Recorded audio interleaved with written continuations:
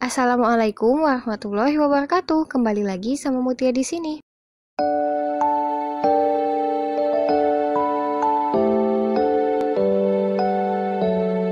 Mohon dukungannya dengan cara subscribe channel ini. Karena dengan kalian subscribe akan membuat saya lebih termotivasi untuk mengupload video. Terus jangan lupa aktifin notifikasinya ya. Gimana kabarnya kelas 12? Semoga masih semangat untuk belajar akuntansi ya. Oke, kalau minggu lalu kita udah belajar tentang persamaan dasar akuntansi, hari ini kita lanjut yuk belajar tentang laporan keuangan. Oke, di sini kakak akan ngasih tips cara mudah untuk membuat laporan keuangan. Kalau mau info lebih lanjut tentang akuntansi, silakan follow IG atau Instagram @belajarakuntansi_yuk. Oke, kita mulai ya. Seperti biasa sebelum belajar baiknya kita mengucapkan basmalah. Yuk ucapin yuk. Bismillahirrohmanirrohim.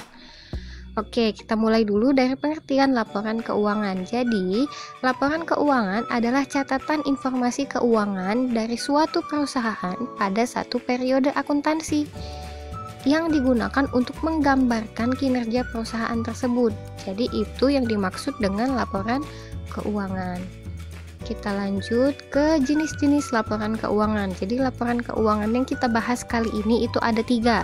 Yang pertama ada laporan laba rugi, di mana laporan laba rugi itu laporan yang menggambarkan jumlah penghasilan atau pendapatan dan beban perusahaan selama satu periode. Yang kedua itu laporan perubahan modal. Jadi laporan perubahan modal itu laporan yang berisi tentang perubahan baik penambahan maupun pengurangan kekayaan selama satu periode tertentu. Yang ketiga itu laporan neraca.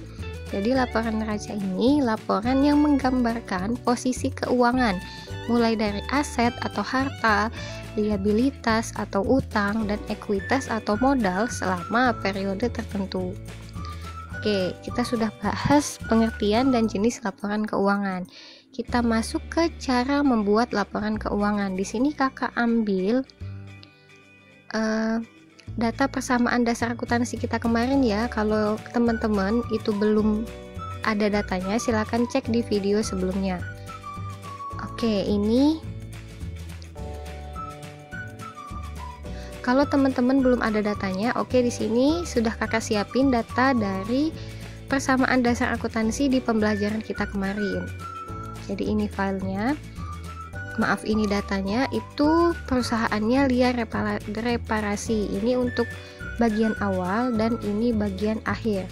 Kenapa dipisah? Karena slide-nya nggak muat. Oke. Nah, dari data ini akan menjadi acuan kita dalam membuat laporan keuangan. Kita bahas dulu untuk laporan laba rugi. Tadi laporan laba rugi itu kan berisi tentang pendapatan dan beban. Jadi, kita buat dulu kop dari laporan keuangannya, laporan laba rugi. Jadi, kopnya dimulai dari nama perusahaan. Nama perusahaannya tadi kan Lia Reparasi. Yang mau dibuat itu laporan laba rugi. Periode pembuatannya itu 31 Agustus tahun 2020. Terus kita mulai dari pendapatan. Kita cek di slide sebelumnya. Slide sebelumnya itu pendapatan. Di sini kita cek mana aja yang masuk ke pendapatan. Ternyata pendapatan itu ada di tanggal 8 500.000, di tanggal 11 400.000. Udah, jadi 500 tambah 400.000 kita masukkan ke bagian pendapatan jasa. Jadi pendapatannya itu sebesar 900.000. Di slide sebelumnya kan nggak ada pendapatan lain selain pendapatan jasa, jadi pendapatannya itu hanya 900.000 dari pendapatan jasa. Kemudian kita masuk ke beban. Bebannya itu ada beban usaha. Kita mulai dari slide tentang persamaannya dulu. Di sini yang kita anggap beban itu ada di tanggal 5, beban listrik 75.000, beban gaji tanggal 9 100.000, dan beban perlengkapan tanggal 22 sebesar 50.000. Jadi kita masukkan beban gaji 100.000, beban listrik 75.000, dan beban perlengkapan 50.000. Kemudian dijumlah, maka hasilnya 225.000. Jadi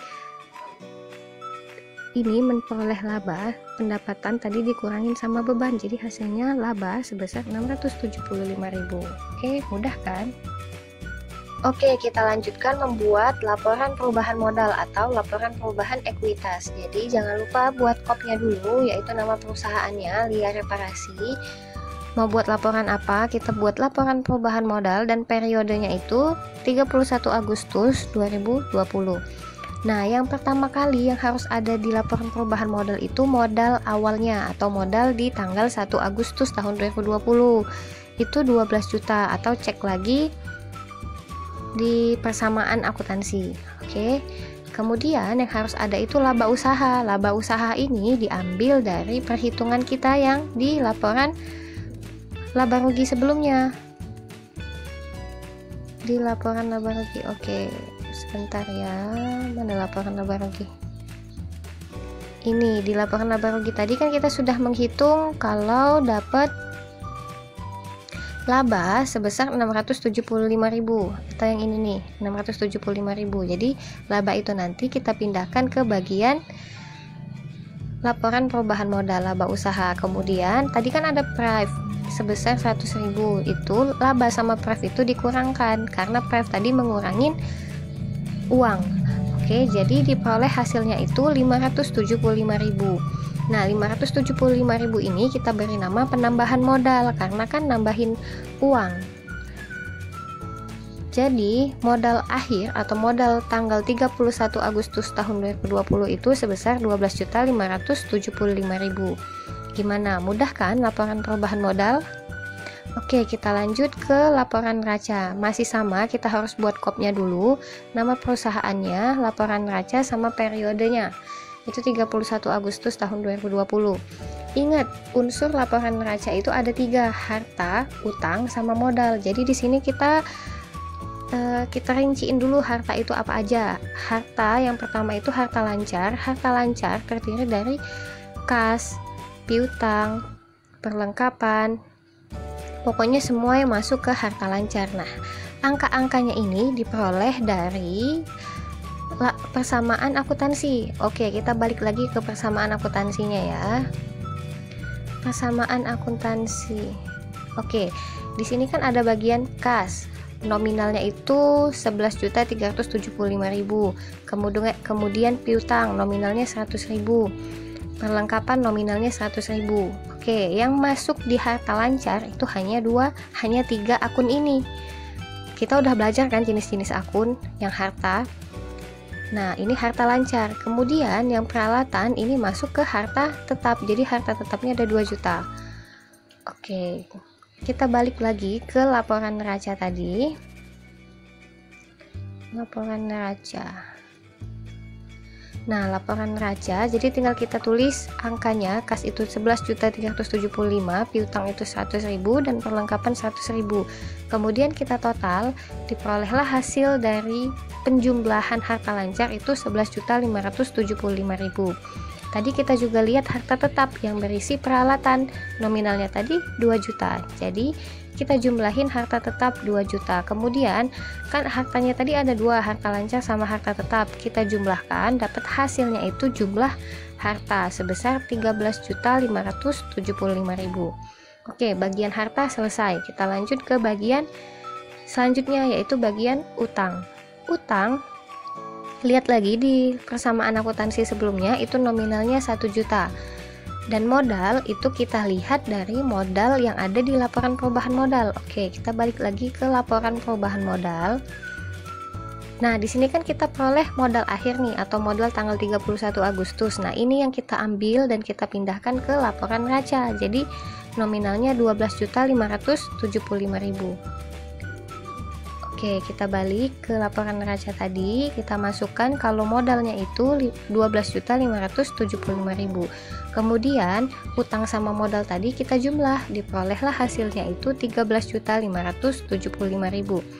Nah, di sini jumlah harta itu harus sama dengan jumlah utang sama modal. Jumlah harta sini kan 13.575.000 dan jumlah utang dan modal itu 13.575.000. Oke, berarti hasilnya sama kan? Berarti perhitungan kita untuk laporan ini sudah benar. Gimana? Mudah kan membuat laporan keuangan? Semoga kalian bisa membuat 3 jenis laporan keuangan ini ya. Terima kasih telah menyimak video pembelajaran ini dari awal sampai akhir. Semoga pembelajaran ini membuat kalian bisa lebih mudah memahami pembuatan laporan keuangan. Jangan lupa dukungannya ya dengan cara subscribe, like, dan share pembelajaran ini. Untuk belajar lebih lanjut bisa follow fanpage kita itu Belajar Ekonomi Yuk, atau IG kita di belajar_akuntansi_yuk dan belajar_ekonomi_yuk, atau bisa dilihat di YouTube ini juga. Kalau ada apa-apa boleh email. Oke, terima kasih. Wassalamualaikum warahmatullahi wabarakatuh.